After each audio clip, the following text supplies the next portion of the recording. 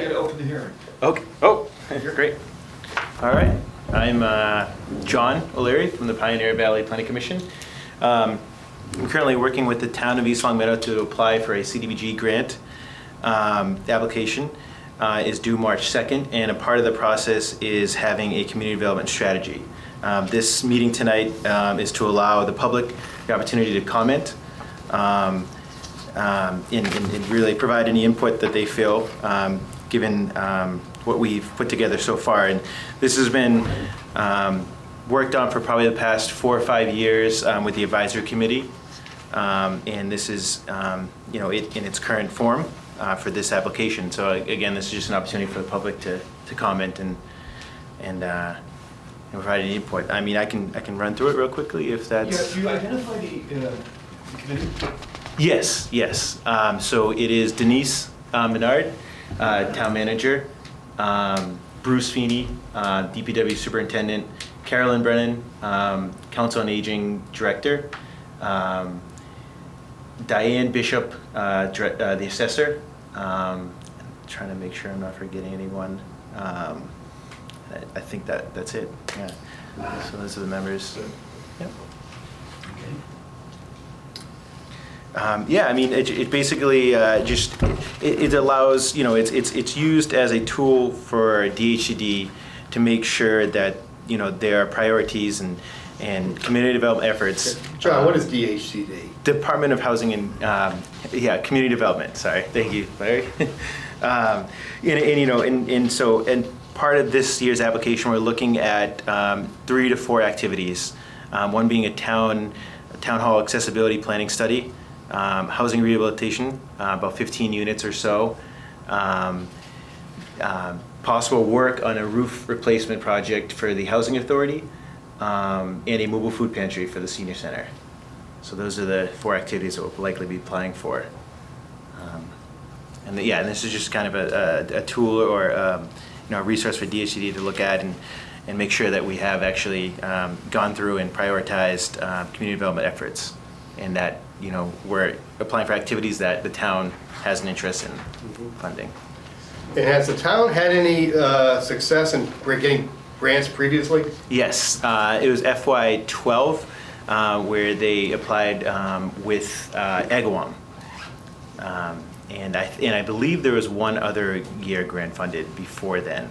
And what type of activities did that? Housing rehabilitation was one, Housing Authority work as well, and then Agawam got, I think, a component of housing rehabilitation and some other Housing Authority work.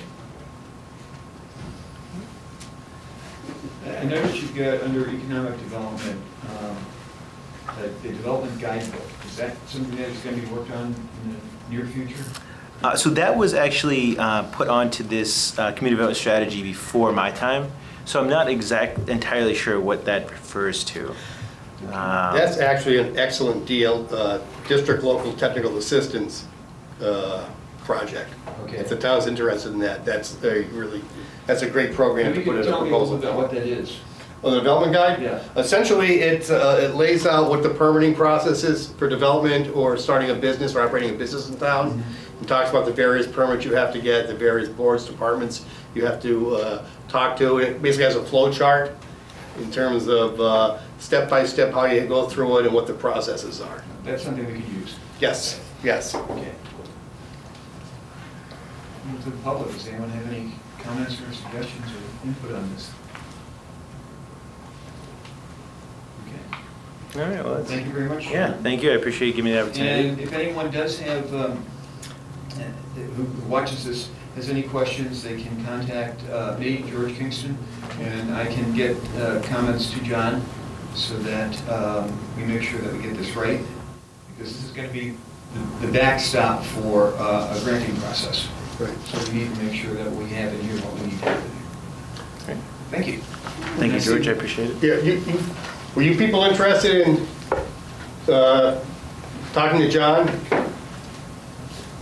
Yes. John's Good. part of community development. Yes, he is. So All right. that's before he leaves. Okay, thank you. All right. Good evening. Okay. Do we? Yep, there's a microphone right there. All right, excellent. We got the camera right there. Good evening, John. My name's Tom Kay. I'm chairman of the Recreation Commission. And with us, we have Kevin McLaughlin and Nancy Roberts, also members of Recreation Commission. We have a plan that was actually funded by CPC back in 2015, a feasibility study for Heritage Park. And it's a multi-level project, and it's a multi-level process also in regards to grants, open space rec plan, the whole 9 yards. And so we have here. Why don't you bring that around here, Kevin? Yeah. Put him on the table. Yeah, well, Yeah, or just so, if we can see it. Stand next to you right there. Slide that chair over, Tom, and just put it on the arms of the chair, you know what I mean? Oh, he's got one. John's got all one. right, excellent. Okay. Thank you. Can the audience see that? I know we have a butter here. So what we have here is one of the phases, and these will be in the library for display. If anybody's interested in seeing more of these. We have different plans, concept A, B, and C. Right there we have concept, we have final concept, where we have the pond restoration, we have improvements to the baseball diamonds, but most importantly, we want global universal recreation for everybody. I make a joke all the time. Recreation is not just youth sports. It's about everything. It's about all of us from cradle to the grave, and it's all inclusive. So in this study, you'll see that there is actually walking trails with exercise stations. You'll notice that there is a pavilion for concerts by the pond. So we were thinking, this would be great for drama club in the summertime, open space recreation. This is what it's all about. You have basketball courts there. We still have the dog park there. And one of the nice things that we were thinking about is, since this is a gateway to our community, also improvement of the pond. So you'll see over there on the left, you'll see improvement of the pond and what the retaining wall around the pond would look like. Also, you'll see that there's additional parking, fields, and it's a very beautiful piece of land that has a nice overlook into East Long Meadow. And we're actually thinking about putting a nice sledding hill for all the children and any crazy adults that want to break some bones. But the long and short of it is, we want to utilize this park. A lot of people complain about the park, that it's not for us. But I think if we have activity, and as Forest Park has proven to us, that if there's activity and there's some parameters around usage and gates and things like that, that we will get good usage out of the park that we have, and we'll clean it up and make it look beautiful. So we have different phases put together. All in total, it's encompassing is about a $3.3 million project that we've gone in front of CPC. We've done our open space and recreation plan, and we're thinking about different phases. Now, when it's displayed at the library, you will see all kinds of costs, whether it be for asphalt, whether you see for park benches, all encompassing, all right? We want community involvement to reach out and let George, myself, the Recreation Commission, by the way, we meet Recreation Commission the first and third Tuesday of every month, right? We welcome participants, we love that. And one of the other things that we'd like to see is just open involvement. Tell us what you think about this park, but we wanted to lay out the costs and expenditures. Like, for example, for the retention pond around the walls, that's about a $300,000 cost. A well for irrigation, if we have sports fields on there, the well for irrigation is $80,000. The pavilion for the concerts and for drama club would be about $120,000. So these are all different costs. We actually have line items already for exercise stations already predetermined and set aside for dollars that could already go on the rail trail. I mean, on the trail that's in Heritage Park. And any questions so far? You do have one butter here. Yeah, I'm just wondering, is this a pie in the sky concept? Is this, No, because we- first we've heard about it. I was totally taken So- aback by this. I'm sorry that you. Yeah. This is actually I went in front of the in front of the town meeting probably probably early 2015, to receive the grant from, is it a grant, George? Do we call it a grant? Yeah. A grant from Community Preservation for that feasibility study. Do you happen to have the feasibility study? By the way, if anyone is here for the planning board meeting, the planning board meeting was canceled, so, just in case you are. So this is not so much a pie in the sky. We're just trying to improve the park. I mean, I have physically gone in and out of that park and up through the woods and up to the Springfield line. I mean, we do have like little huts and houses of various people. Kids, have their little burning sessions up there and do whatever they do in the woods. This is like step one in the longer process. Yes. This is a long process. I mean, this just literally started in 2015, and here we are having this conversation. Yeah. So. I guess my main concern is because I've lived there for 35 years. Yeah. I brought up a family. Can you identify yourself and give you your Pardon? address? Can you identify yourself and give Yeah, I'm your Tom Slowick. I live at 152 Gates Avenue. And I live right along this Flower Street, which I think is part of the plan, the development of Flower Street.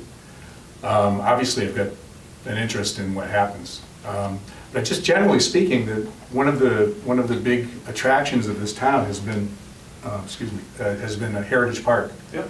And the naturalness, and even though it's a little rough around the edges, the naturalness of it, and it's a wonderful place to bring up a family. And this to me is more like, I don't know, it has the smackings of a theme park thing, and it's a lot different than, it's a huge difference from what we have right now, obviously. Okay. And you're saying it's a long process, but what are the parameters? What is there kind of like a forecast? Is this going to go in front of a town meeting? And This has to go in front of the town. We have to put together the open space and recreation plan. It has to be a comprehensive plan across the board. does it get voted on by the town? Yeah, it's voted on by town council. Town council. The way it works is any monies that they are looking for, if it comes from Community Preservation Committee needs to vote on it first, and then it's sent to town council, who are the ones who actually approve the funding, if you will, okay? If it's coming from other town coffers, not from CPC, it obviously has to go before the town council. Right. Okay, and some of this project can be funded by community preservation, some of it can't, because that's under state guidelines what you can spend that money for. But because of the magnitude of this project, I'm sure it's going to take more money than just CP. Oh, absolutely, absolutely. Which means you're probably going to be going to the state for park or land funding. Grants and everything. Yeah, exactly. Grants. And that would, and to apply for those grants, that would also require a vote. And it's one of the most important reasons why we have the open space and rec Yes. plan, so we can go after We can qualify the for it. grants. Like I just saw in the paper, I happened to be in Hamden, I saw the reminder for Hamden, and it just happened to be yesterday, where they received $26,128 for conservation for trails that they have. Which, I wish we had a piece of that Okay, pie. that's under the land program. The Right. land is open space and park is parks. Yep. But I believe you can also, because you clearly you're not at the design stage. You are preliminary This is a conceptual. brainstorm stage. Exactly. Everything that's out there. So detailed construction plans are going to have to be developed to go out to bid and all the rest of that. Absolutely. But I mean, in order, it's like the chicken or the egg philosophy. Right. And a lot of times we get caught up in this town of what comes first, the chicken or the egg. And in this, through the great resources of CPC and the kindness of CPC, we've done that feasibility study. We've delineated what's wetlands, what's not wetlands, what is usable space, what is not usable space. And one of the biggest things, and Nancy Roberts right there, one of our commission members, was do not cut down all those trees, keep it a beautiful park. And, I think, just looking at this, we're trying to keep it a beautiful park with walking trails. Yeah, one of the things that just bothered me, you said usable space. To me, it's forest, it's natural. Well, part of that would be Usable part of for- the walking trails, Yeah. in development of the walking trails. Well, there's more than just the walking trails right now. It's a good chunk of land. Great. And, A lot of I it's wouldn't want to protected see it by wetlands change. too, yes. Pardon? A lot of that is protected by wetlands. by the group we have here. A lot of that land is wetland.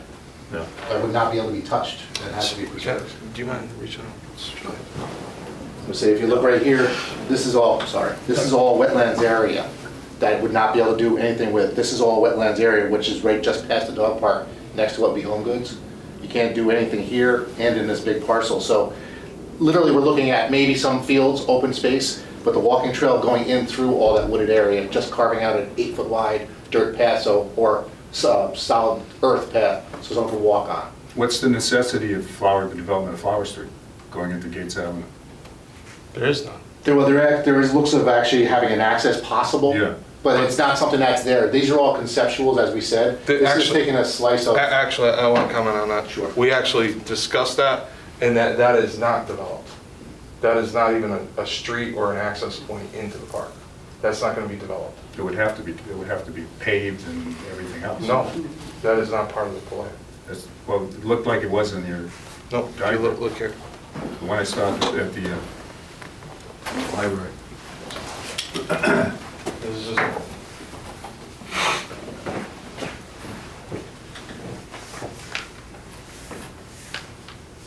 So there is no. I guess it's this here. Yeah, and that's not planned to be paved or anything, it's just for emergency. Emergency vehicle access Just in if they case. had to If get somebody had a heart attack or something on a walking track. Is it like that now? I mean, it's not, obviously not usable. It's not usable. It's not usable. I don't think there's any housing on it. There's nothing. There is a pathway of access. if I they had applied to. it. Okay, My yeah. interest in this. Yes. And then there's that lower culvert there, if I remember Yeah. right. There's that lower culvert that there is a little bit of an issue with, because that is a little bit of wetlands, I think, right there. Yeah. So that was not going to be quote-unquote developed with pavement. Okay. Just an access point. Yeah, If somebody- Thank you for that. No, we want to keep the park aesthetically the way it is, for the most part. But we do have, we want activity in the park too, right? And to build a retention pond, the wall around the pond, maybe, just maybe, we get the JCs to have the fishing derby back with us, all right?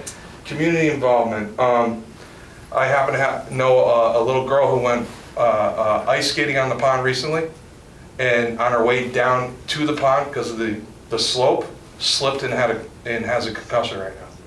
So there would be access points for skating for the pond. So we do a little bit more ice skating and stuff like that, more activities. These fields, it'd be a great expense to do a lot of the earth moving.